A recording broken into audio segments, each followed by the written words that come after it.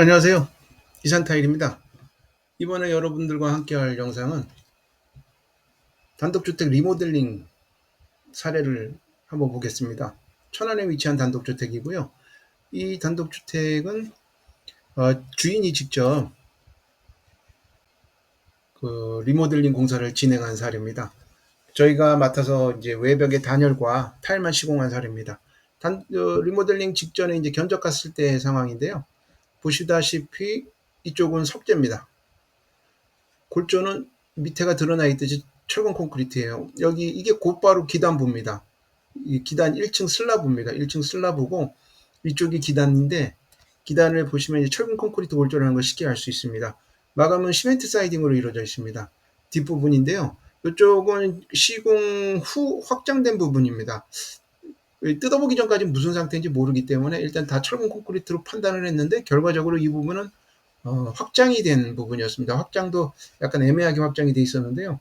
하여튼 골조는 철근 콘크리트 슬라브가 지붕 슬라브까지 일체 타설이 된 부분입니다.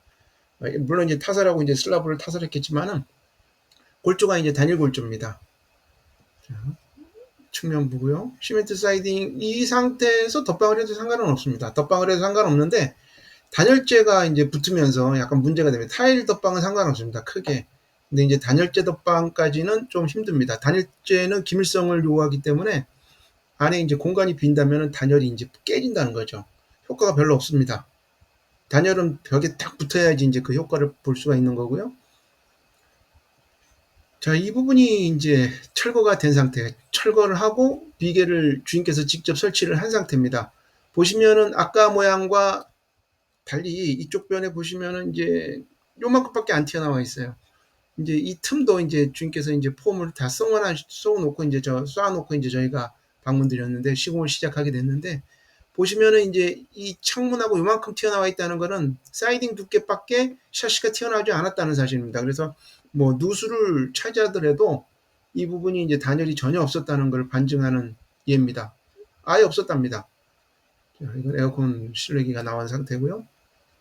자세히 보시면은 요건 이제 지금 쐈으니까 이제 의미가 크게 없는 거고 여기 이제 겨울 되기 직전 상황이었는데 골조에 여기 이제 1층 슬라브, 1층 슬라브가 이렇게 나와 있는다는 것 자체도 참 단열하고는 전혀 상관없는 그죠? 그런 상태입니다. 단열 때문에 이제 리모델링한 사례고요. 여기 단열한 다음에 무슨 이제 막 어떤 마감을 해야 되는데 사이딩을 마감하든 석재로 마감하든 마감을 해야 되는 상황입니다. 문에 이제 석재도 다 철거된 상태입니다. 철거업체에서 폐기물까지 싹 처리한 상황이고요. 이쪽 보면은 샤시가 좀 더 많이 튀어나와 있죠. 말씀드렸듯이 그 처마를 형성하는 지붕 슬라브가 있기 때문에 누수는 뭐 그렇게 크게 없었다고 합니다. 기단부입니다. 기단부는 요게 이제 미장으로 마감되어 있기 때문에 미장하고 이제 기단 콘크리트하고 단열이 전혀 없으니까 뭐 열교가 어마어마했겠죠. 이럴 때는 뭐 안에 실내 난방을 하더라도 효과가 없었습니다. 전혀 없었다고 합니다. 아까 말씀드렸던 후면부에 확장된 부분인데 샌드위치 판넬도 아니고 뭐 여기 이제 샌드위치 판넬이긴 한데 조각조각 들어가 있어요. 이거는 하나만 단열엔 의미가 없는 겁니다. 여기다 이제 사이딩을 붙여서 마감을 했다고 하는데 골조는 이런 파이프가 이제 이 상태가 생각보다 이제 튼튼한 골조였어요. 각 파이프보다도 단단하고 철 두께가 있었기 때문에 녹이 쓸어도 철 같은 경우는 두께가 있다면은 그 받치고 있는 힘, 그 힘이 중요한 거기 때문에 여기다가 외단열을 직접 시공하고 마무리를 해버렸습니다. 물론 창문 때문에 단열 효과는 없습니다. 이건 말씀을 드렸는데 창문은 꼭 있으셔야 한다고 이 부분을 샤시를 다시 맞추셨으면 더 좋을 뻔했는데 뭐 이것도 철콩으로 봤기 때문에 제가 이 단열이 이건 취약합니다. 그러니까 다 단열을 했을 때 마찬가지로 여기도 이제 슬라브가기 때문에 요건 이제 확장한 부분이라 본체하고 이제 상관없이 단열하고는 크게 이제 뭐 어쩔 수 없습니다. 안에 이제 실외로 봐야 되니까 이 부분은 이제 단열 후의 모습입니다. 단열할 때는 일단 단열재의 평활도도 중요하지만 더욱 중요한 게 밀착 본체와 이제 구체와 밀착이 되느냐 안 되느냐가 더 중요합니다. 이렇게 단열재를 큰 거를 붙인 이유는 원래 이제 600에 1200짜리를 붙여야 되는데 드라이비트용이죠. 그 드라이비티용은 이제 2종이나 저기가 안 나와요. 1호, 2호가 안 나옵니다. 3호나 4호만 나오고 그것도 1종만 나옵니다. 단열 위해서 2종을 사용했고 이제 파벽돌 부착이나 기타 이제 평활돌을 위해서 1호를 썼어요. 여기는 1호를 썼다는 건 단단하고 큰 스티로폴이 나름대로 이제 평활돌을 잡아줬습니다. 평활돌을 잡아줘도 이제 구체가 콘크리트 면이 울퉁불퉁하면 이런 데가 튀어나오지 않습니까? 이런 데를 이제 깎아놓는 장면이고, 이거는 이제 화선을 다 일일이 박기 직전인데 화선을 아주 촘촘히 박아야 됩니다. 자, 이 모습은 이제 모자르는 부분 동네 철물점에서 1호를 사다가 붙였어요. 두께는 200mm입니다. 200mm 단열재를 썼고요. 그 다음에 중요한 것이 이런 기밀성이에요. 요 부분도 마찬가지고 요 부분도 마찬가지지만 시공을 하다 보면은 딱 붙는 면에는 붙이기 직전에 폼본드를 사용해서 붙이고, 그렇지 않고 약간 갭을 둔 다음에 그래서 한쪽만 갭을 뒀어요. 밀고 고정시키고 폼본드를 이용해서, 여기는 우레탄 폼도 상관없습니다. 우레탄 폼은 단열이 보장이 된 거예요. 대신에 기밀하게 쏴줘야 됩니다. 간혹 물을 뿌리시는 분이 있는데 뭐 모르겠습니다. 부풀어 많이 부푼다는 거는 밀도가 약해진다는 거죠. 구멍이 숭숭숭숭 뚫리는 거고, 부푼다는 게 덜 부풀어야지 좋은 거죠. 대신에 폼이 많이 들어가겠죠. 엄청나게 폼이 많이 들어갑니다. 이런 경우. 그리고 이제 이 안에 얘와 구체는 또 폼으로 폼 본드를 이용해서 고정을 해야 됩니다. 상당히 생각보다 많이 써야 됩니다. 폼 본드를. 아까 이제 콘크리트 구체 또한 그 먼지 같은 게 있기 때문에 프라이머를 이용해서 다 면 처리를 해줘야 됩니다. 자, 화선을 박았고요. 이 칼블록 화선인데 아주 상당히 촘촘히 박아야 하지만 중요한 그 접착의 효과는 폼본드입니다. 폼본드가 얼마나 많으냐에 따라 이 구체의 형성을 어떻게 이루느냐 책임질 수 있습니다. 이 전체가. 자, 폼본드를 이렇게 붙인 거는 여긴 폼이죠. 이쪽은 폼이고 폼본드고, 이건 뭐 상관없습니다. 뭐 어떤 걸 하든지 간에 대신에 밀도를 꽉 채워야 됩니다. 물 뿌리거나 습기가 많은 날에 본드를 사용하게 되면, 폼이나 본드를 사용하게 되면 구멍이 숭숭숭숭 뚫립니다. 그만큼 밀도가 약해지기 때문에 단열이 취약해질 수 있는 겁니다. 그 부분을 좀 주의 깊게 생각을 하시고요. 물 뿌리는 거 좋은 거 아닙니다. 이 본드 자체가 접착력이 워낙 좋기 때문에 옷이나 뭐 손에만 묻어도 잘 떨어지지 않지 않습니까? 물 뿌린다는 건 정말 왜 뿌리는지는 모르겠는데 하여튼 안 좋습니다. 폼 이거 얼마 안 합니다. 물론 이제 전체 들어가는 데는 상당히 그 돈으로 따지면 큰데, 하자나 단열의 효과 면에서는 그렇게 큰 돈이 아닙니다. 계속 마감을 하고요. 기단부가 튀어나와 있었는데 이거를 안 붙이고 가면은 면은 깨끗합니다. 그 대신 단열이 안 돼요. 기단부도 같은 두께의 단열을 써줬기 때문에 튀어나와 버립니다. 물론 나중에 여기가 물고임이 생겨서 더러워집니다. 상당히 더러워지는데 단열이 중요하기 때문에 이 기단부는 또 타일을 또 검은색을 썼고 좀 그레이를 썼고 진 그레이를. 그래서 나중에 보시면 나오겠지만은 단열면에서는 이 바닥까지 다 내려와야 됩니다. 이 눈에는 지금 사진에는 없는데 이쪽 슬라브도 마찬가지로 단열이 다 되어 있습니다. 눈에 보이지 않게 촘촘히 기밀성 유지하면서 빈틈없이 단열을 해줘야 됩니다. 같은 뭐 드라이비트를 원래 메쉬 미장을 해버리고 나면은 아무것도 안 보입니다. 이 부분이 뭐 이쁘긴 하지만 단열이 깨진다면 열교를 타고 들어가서 뭐 이거 단열 하나만 합니다. 이 부분은 1층 바닥이기 때문에 보일러 난방이 다 깨지는 거죠. 계속 이 부분이 이제 이 한 장을 놓고 봤을 때 이 한 장이 가지는, 그러니까 이 얘와 얘는 이제 한 장이 돼버린 거예요. 다 붙었으니까. 이 폼 이거 접착력 폼으로 붙였다는 거는 한 장이 돼버린 겁니다. 자, 여기서 그걸 안분해서 각각의 크기에 맞게 칼블록을 박아줘야 되는데, 얘는 왜 이렇게 모양이 이렇게 나오냐면은 시공 당시에 얘 안에 아까 말씀드렸지 폼 본드를 사용해서 붙이기 때문에 1층을 다 붙이고 2층에 올라가 버리면은 얘가 배가 나와 버려요. 폼 밀고 나와 버립니다. 그래서 칼블록을 고정하면서 밀고 나오지 않게 최대한 꼼꼼하게 시공해야 됩니다. 이거는 기술일이 아니고 그냥 마인드예요. 꼼꼼함. 아주 상당히 꼼꼼해야 됩니다. 그리고 폼 본드 아끼지 말아야 됩니다. 그 다음에 이제 얘가 이제 밀고 나오거나 안에 바탕면이 안 좋을 때 이게 어쩔 수 없이 튀어나오잖아요. 이거 200mm라 휘어지지도 않습니다. 그러니까 최대한 휘어가지고 밀어넣고 맞춘 다음에 그렇다면 이쪽이 이렇게 볼록 튀어나오게 되는 거죠. 이런 거를 대패로 갈아줍니다. 이쪽도 대패를 싹 갈아주고 기단부도 콘크리트가 튀어나와 있기 때문에 이만큼 이 모양이 나오는데 다 깎아줍니다. 최대한 잘 깎아줘서 평활도를 맞춰줘야 되겠죠. 마찬가지입니다.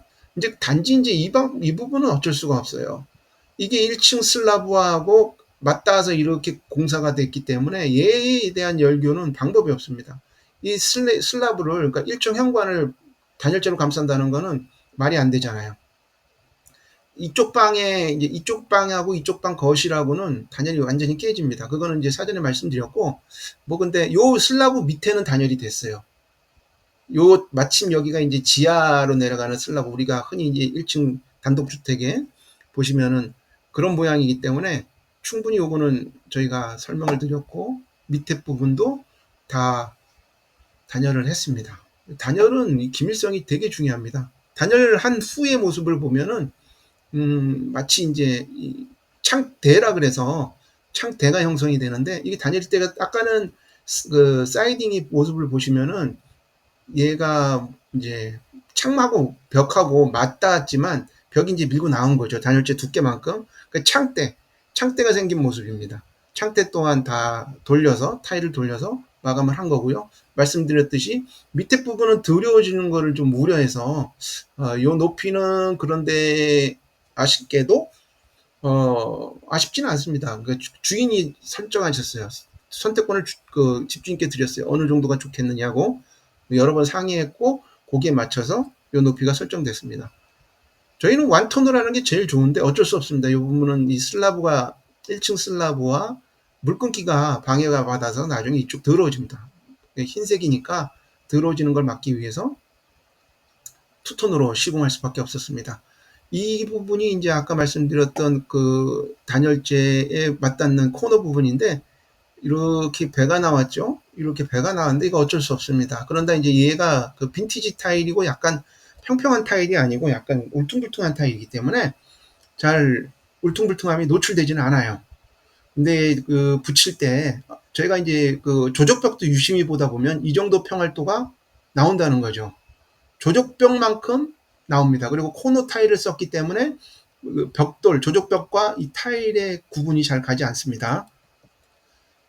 마무리되는 과정이 이제 촬영한 모습인데요.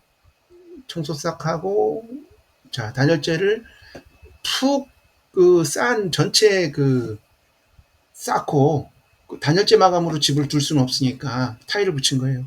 조적벽과 조적집과 차이는 조적은 이 벽에서 이게 뜁니다. 많이 뛰는데 그렇게 해서 올라가다 보니까 그 조적 턱이 돌을 쌓는 벽돌을 쌓는 턱을 계속 만들어줘야 되고 무너지지 않게 또 벽과 고정시켜줘야 됩니다. 하여튼 뭐 제일 중요한 건 단열이라고 보고요. 조적이나 파벽돌이나 치장의 목적이고 마감의 목적이기 때문에 사이딩이나 좀 다른 개념입니다. 근데 리모델링에서는 조적을 쌓을 수가 없습니다. 턱을 만들 수가 없어요. 만들기도 힘들 뿐더러 그 턱이 이제 내진에 대응하려면 지진에 대응하려면 그 지금 턱을 완전히 콘크리트를 쳐야 되는데 기초를 해서 현실적으로 거의 뭐 불가능합니다. 가능은 하죠. 가능하는데 돈이 엄청 많이 듭니다. 자, 기단부 이렇게 배 나오는 거. 이거는 아까도 말씀드렸듯이 기단이 튀어나와 있죠. 미장면에서. 미장을 깎지 않고 그 대신에 단열재 큰 걸 휘어서 이렇게 잡았기 때문에 생각보다는 그래도 완만하게 나왔습니다. 턱이 거의 한 10cm 정도가 얘와 얘가 10cm 정도 차이 났는데 이거 옆에서 이렇게 보지 않고 정면에서 보면 티 안 납니다. 전혀. 이 정도는 어쩔 수 없다고 보여집니다. 그런 이 턱들이 이렇게 삐쭉삐쭉 튀어나오는데 타일 자체가 울퉁불퉁하기 때문에 티 안 납니다. 사진을 옆에서 찍은 모습이고 여러분들께 설명드리기 위해서 이렇게 사진을 찍은 겁니다. 겨울에 시공돼서요. 겨울에 시공할 경우에는 특수한 접착제를 사용하지 않고는 하자로 이어집니다. 이번 리모델링은 아덱스 제품을 다 사용했습니다. 아덱스를 썼고 아덱스를 쓰고 아덱스에 이제 그 얼지 않는 처리를 하고 방동제를 넣고 작업을 하는데 방동제를 넣으면 접착제가 상당히 미끄러집니다.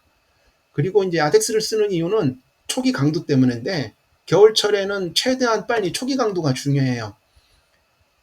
예를 들면은 뭐 양생하는데 3일 걸린다. 그거 큰일 납니다. 최소 한 2시간 이내에 초기 강도가 형성되게끔 초기 양생이 시작이 됩니다. 아덱스 제품은. 그래서 빨리 써야 됩니다. 여러분들 그만큼 사용하기 까다로운 제품입니다. 가능하면은 뭐 쓰면 좋겠죠. 그건 이제 시공자의 능력이고 시공업자의 선택이니까 그건 어쩔 수 없습니다. 자, 모기장을 띄워놨던 모기장. 다음에 이거는 이제 발수를 위해서 다 싼 거고요.